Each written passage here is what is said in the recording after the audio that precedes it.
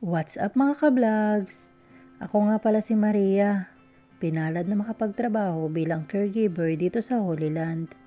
Mahigit 4 na taon na ako dito at hanggang ngayon wala pa ring ipon. Honestly, malaki talaga ang sinasahod ko dito kumpara sa kinikita ko sa Pinas. Pero di talaga maiwasan yung paglaki ng sahod, paglaki din ng gastos. Pero for today's video, hindi sahod ang pag-uusapan natin, kundi isasama ko kayo sa pagkuha ko ng regalo galing sa agency.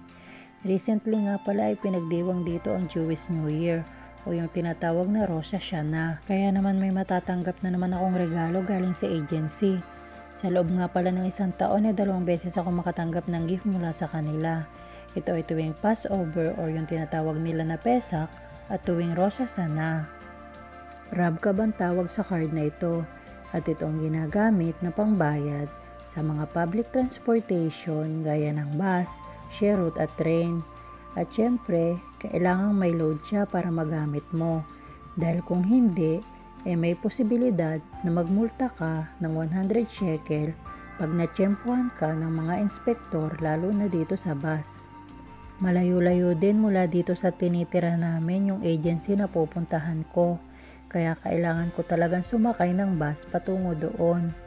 Karaniwang natatanggap ko mula sa kanila ay gift card na nagkakahalaga ng 200 shekel. Pero dahil pinadala nila ako ng link kung saan ay pwede ako mamili na magugustuhan kong gift, kaya naman this time, iba naman ang pinili ko. Nakaipon na kasi ako ng gift card mula sa kanila at hanggang ngayon ay hindi ko pa nagagamit. Kaya naisipan ko na gamit na mismo ang piliin para hindi ko na kailangan pumunta sa mall para bumili. Napapa-thank you Lord na lang talaga ako sa mga biyayang natatanggap ko tulad nito.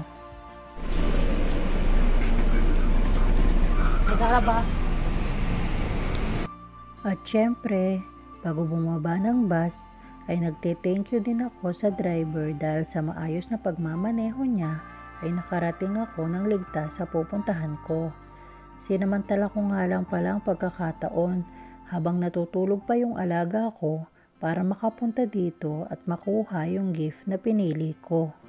At nang makarating nga ako sa agency, ay agad naman nilang ibinigay itong kaldero na pinili ko. Siyempre, tuwang-tuwa naman ang Maria nyo dahil may maidagdag na naman sa package na ipapadala para sa pamilya sa Pinas. Matapos ko ngang makuha ang pakay ko, ay umalis na din agad ako para makabalik sa bahay at baka magising na ang alaga ko. Happy yarn! Mga 10 minutes lang siguro akong nagstay dun sa agency at lumarga na agad ako. At tiyempo naman na may bus na agad na dumating dito sa station sa tapat mismo ng pinuntahan ko. Kaya nung itap ko ang RabCab ko, hindi nabawasan yung balance niya. That means, yung bayad ko kanina, cover pa rin yung ride ko this time. Napakaganda nga pala ng panahon ngayon at napakaganda din sa pakiramdam yung makatanggap ng regalo mula sa ibang tao at lalong-lalo na mula sa mahal natin sa buhay. Pero wag nating kalimutan na magpasalamat. Sa isang tulad kong OFW, napakahalaga ng salitang salamat. Simple pero diyan namin nararamdaman na na-appreciate ng aming mga pamilya ang sakripisyo na ginagawa namin at sobra itong nagpapagaan ng kalooban namin. Kaya kung may kapamilya ka man na OFW, nanay, tatay, kapatid, anak o asawa, palagi mo silang kamustahin.